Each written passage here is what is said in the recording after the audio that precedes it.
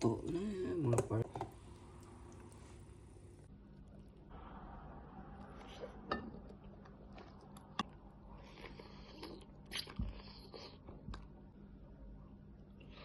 Mga lods, good morning.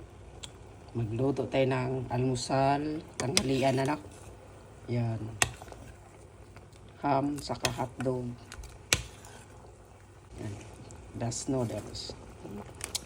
Pwede na.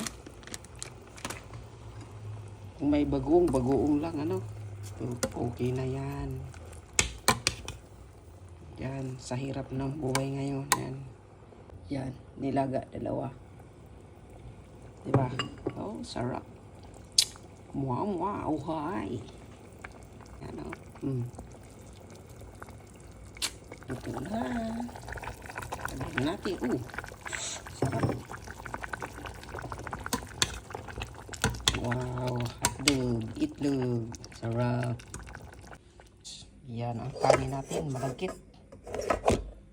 Paborito ko yan, na kanin, malagkit. Kaya yan ang kanin ko talaga. Sarap. Sandok. Ay.